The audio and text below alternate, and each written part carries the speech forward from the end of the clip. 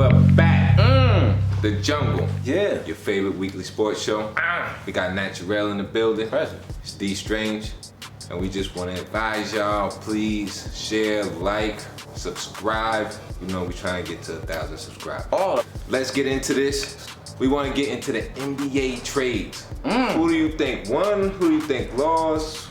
Naturel, what do you think's going on, man? All right. The Warriors, they traded D'Angelo Russell to the Minnesota Timberwolves for Andrew Wiggins and a pick. Basically, who won that trade? How do you feel about that? I think the Warriors won that trade just by the simple fact that Andrew Wiggins is athletic and at least he could be taught defense. When you got D'Angelo Russell... You can be taught defense? Yeah. You sure? Yeah. He can be taught? Yeah, because this is the thing. You can teach him how to hustle. At the end of the day, you can just tell him and say, look, you know, you got to get your motor going. So you can actually do something with that. You can't do nothing with the other two. I'm sorry. I think the Warriors win this trade, and I think so because of the pick. It's sneaky, right? They get Minnesota's pick next year. It's top 3 protected. So if Minnesota gets a top 3 pick, they keep it. Any other pick, the Warriors get that. If they do happen, the Wolves keep their pick, then the Warriors get their pick the next year, unprotected. Also, what the Warriors are doing is this. They're not trying to stack most of their picks for this year. They know this draft is not one of the best drafts. The 2022 draft, that's supposed to be the biggest draft as far as talent because high school players are going to be allowed to get into the draft that year. So that's going to be the biggest pool of talent. The Warriors are going to have a high draft pick either one of those years. So to me, they just keep getting that cheap talent that they need to keep this run going that they have. So let's get to the next one. Clippers got Marcus Morris from the Knicks and Isaiah Thomas. And they gave them back basically Mo Harkless in the draft pick. Yeah, I mean, the Clippers for me won that because just for the simple fact that they're keeping Marcus Morris away from the LA Lakers. I mean, that was the main thing. Now the Clippers are in prime position to win the championship, so I think that was a win for the Clippers. You know what? I definitely think it's a win for the Clippers. You got people like talking about, oh, you know what? The Clippers need rim protection. I'm like, Clippers don't need rim protection. Did you just see what Houston did to the Lakers? The small ball era, all right, is not going anywhere. Yeah, you look funny. Basically, what I'm saying is they don't need a center. The Clippers definitely won this. The Clippers are going to be unstoppable when the playoffs come. Watch and see. For sure. Pistons sent Andre Drummond to the Cavs. This was a pointless trade. This was like not making a trade at all. I don't even see the point of making this trade. It's a silly trade. Why are you going to send Drummond to the Cavaliers? Because you don't want to pay him after this year. I'd fire the GM right now. Fire him. And the Cavaliers GM needs to be fired. Both of them. The Pistons definitely won this trade. They don't have to pay Andre Drummond, and they get to play their young players and rebuild. This straight losers. That's all that is in this trade. Straight losers. No doubt. Let's get to the next one. Miami. They got Andre Iguodala. Memphis Grizzlies got Justice Winslow, James Johnson, Deion Waiters. Also going to the Heat were Jay Crowder and Solomon Hill. Okay. I mean, what is that? For me, it's another nothing trade. At the end of the day, A nothing trade? the Heat, you know who won in this? Andre Iguodala. I give Andre Iguodala's agent, he deserves an A+. Because he got a 2-year, $30 million deal out of this. Why you gonna pay Andre Iguodala $15 million a year to sit on the bench? Tell me that.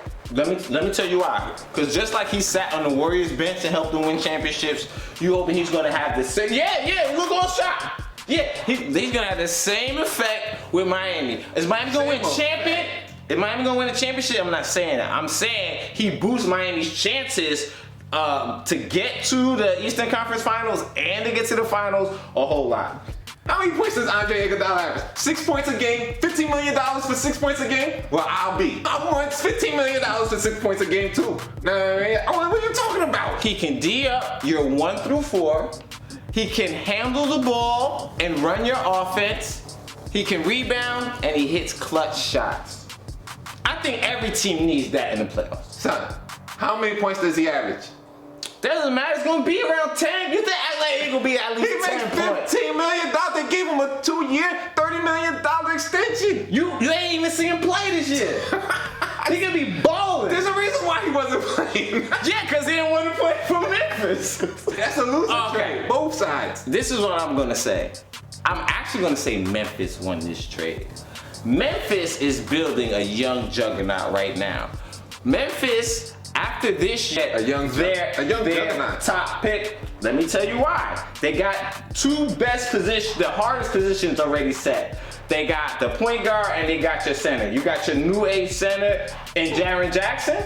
You got your point guard John Morant. Justice Winslow. Jackson's playing 4. Huh? He's playing 4. But he's eventually going to slide to that 5 role. Most of their lineups, they play him a lot at 5, if you haven't seen them play. Yes, they are building, they are on the fast track. Before in the season, I would have took a team like Atlanta. I like their pieces over Memphis, but now, definitely Memphis. I love what they're doing. I love their pieces. I love how they're building it. Memphis on the fast track to the 7th seed. That's what they are. For right now, this is John Morant's first year. Come on, get out of here. And the last one, Clint Capella going to the Atlanta Hawks, Robert Covington going to the Houston Rockets. There's some other pieces like Malik Beasley, Juan Hernan Gomez going to Minnesota, but basically those are the main players here. Who do you think won that trade? I know who definitely lost. It was the Houston Rockets. All right, I don't. After they came out, smacked the Lakers the next night? And then lost to the Suns the next night. Russell Westbrook didn't play. Oh, okay, what does that mean? That one of their top players ain't playing in the game. That means that when you play that small ball, and if you don't have both of them, James Harden and Westbrook, going off for 40 points a night, you're gonna lose. I'm gonna give Houston the nod on the win for that. I think it does give Houston a better chance. Capella, if you've seen him play in the last 2 playoffs, he was unplayable. So if you can't play Capella in the playoffs, then why am I paying him to be on my team? I'll get somebody out there who can shoot, who spread the floor, who leave the lane open for Westbrook and for a Harden to get inside. So definitely like that for Houston, no doubt. Guys, get in the comments. Let us know who you won at the trade deadline. Who is your big winner? Is it the Timberwolves? Is it the Golden State Warriors? Is it the Houston Rockets? Let us know in the comments. Moving forward, now we're going to get into Zion Williamson. What do we feel is the ceiling for him? Is he going to be an all-star? Is he going to be a Hall of Famer? Or is he going to be a G-Leaguer? He's the only rookie this year to have 4 straight 20-point games. I see him incrementally getting better. He misses a lot of little chippies at the rim. A lot of his shots get easily blocked. To me, he's going to come up with a couple moves to kind of change that up that average and get a little more, I guess, proficient in scoring and in his game. I think the only thing he has to watch out for is injuries. He came back, now he sprained his toe, but he's playing through a sprained toe. Is he gonna be one of these chronically injured players, kind of like a Greg Oden was? If not, I see his potential is definitely all-star. Might even be getting to that first player, that best player on the championship team. To me, that's his ceiling that I see. Yeah, his ceiling to me is MVP. That's his ceiling. One day he can be an MVP. Are we talking LeBron James MVP? Or are we talking Charles Barkley MVP? Oh, we talking like perennial MVP? Yeah, we like talking every year, or it's like that one great year you had? Yeah, is he going to be consistently healthy? Can he consistently keep this up? When somebody gets injured in the NBA, it usually is a deterioration that we see from that player moving forward. Well, especially if it's like one of the really bad ones, ACL, or like you tear your Achilles, something like that is like, yeah, your game might not be the same when you come back. Yeah. So hopefully it's nothing like that, like we saw with Grant Hill or anything, or even Derrick Rose. We were saying, Miss Walker was saying. So hopefully it's not one of those like perennially injured all-stars or somebody where, you know, it takes their athleticism away in their prime. Get in the comments, let us know what you think. Zion, where you think his ceiling is? Do you think it is at the MVP level? Or do you think, nah, he's gonna be another bust like Oden? Get in the comments, let us know. Moving forward, now we're gonna get into a new segment. Fair or foul? Gayle King. Oh, she's stopping it off. She's jumping it Line off. of questioning. Okay. Was that fair or foul? I think you're referring to the one with Lisa Leslie. Oh, that was definitely foul. You gotta consider his family and what they're going through more than, I guess, getting a story. You could throw a lot of names in there to ultimately blame, but it's definitely foul.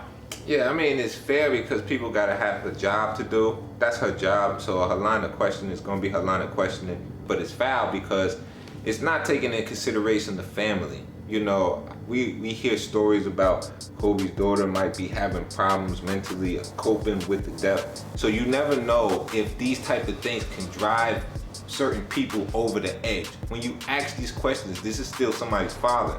Okay. Next up. All right, we're gonna get into Steph Curry and John Morant. They Twitter beef. All right, was it fair or foul for John Morant to clap back? Natural? I think it was foul. Let me tell you why. Listen, as John Morant, do whatever the hell you gotta do, bruh. Make your name in this league. You shouldn't feel you second to no one. Curry, to me, is just about teetering on that Hall of Fame lineup as far as one of those great players. And if you come as a rookie, talking shit, disrespecting them, tweeting out, okay, what happened was Iguodala finally got traded to Miami. The Grizzlies were saying, great, get him out of here. We can't wait to play him. Then Steph Curry goes on, because they're calling him like a bum or whatever they said, something like that. So then Steph Curry goes on Twitter and tweets out him holding the trophy and says, you know, question mark? And then John Morant tweets Kevin Durant holding the trophy like, you ain't get those championships. But I do recall Curry winning a championship without Durant. I mean, it's foul because, you know, the Grizzlies are not in position to win a championship this year. And Andre Iguodala wants to go to a contender at this stage in his career. And what John Morant and Dylan Brooks don't realize is, you make it to your 16th year in your career, let's see if you want to deal with a team that's on the verge of maybe being on the come up. You know, I think that you're going to be at a stage, if you're still playing, to say, I only want to compete for championships. And if you're not there, I'm sorry, adios. So that's why it was foul. They're young cats who don't understand the business of the game, but they will, trust me. So. Guys, get in the comments. Let us know how you feel when it's fair or foul. Were they fair? Was it foul? Let us know. So, moving forward. Shit. Yeah. Our favorite segment of the week. We're here. Loser of the week. Natural, you know the criteria. Getting that ass beat. All right, so Natural, who is your loser of the week? Oh, man. Loser of the week for this week. I'm going to have to reach back to one of our segments. Gayle King. Guess what? People are not mad at you because CBS cut it up a certain way. People are upset at you because of the line of questioning that you took with Lisa Leslie. It was totally insensitive. She already told you, okay, Kobe is not that way to me. This is how I view him. And then you tell her, well, you just can't see it. No, you can't see that you have an agenda. Everyone can see that you're trying to push the question in a certain way. You're trying to get her to say something negative, and you're trying to force the conversation negative. The reason that we get on you is because you're in the black community. You're supposed to be one of those people up there protecting the interests of the black community. But it seems like that's not what you're doing. It says you're doing the opposite. You're more interested in bringing somebody down and shaming somebody. And I say our community because we are the only ones that we have to protect this. Other people aren't going to protect our leaders, the people that we revere, the people that we hold high. We have to protect their interests. We have to protect their names. We have to protect their legacy. And if you're not doing that, you're part of the problem. Gayle King, loser of the week. Very interesting loser of the week. No doubt. All right, no doubt about it. So on a lighter side, all right, but still within the same sort of vein of seriousness, my loser of the week goes to Daryl Morey. Daryl Morey, you gotta be loser of the week. There's no doubt about it for me. First of all, you cost the NBA up to $200 million because of your faux pas. You know what I mean? Your little accident talking about Hong Kong and your support. You stay out of those situations, but it's your business. Nothing wrong with that. You cost the NBA, your employer, All right, that much money. Then your actual job that you actually are supposed to do, you haven't gotten to the promised land yet. Nah. And now you made a deal, got rid of your best players to actually go back to a lineup that we haven't seen since 1963. Really? You're gonna play small ball? There's a reason why we haven't seen it since 1963.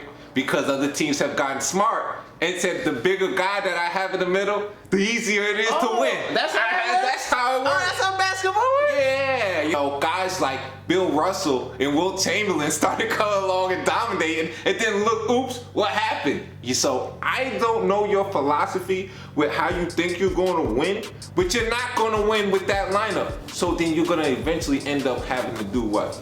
Trade James Harden or Russell Westbrook or lose one of them?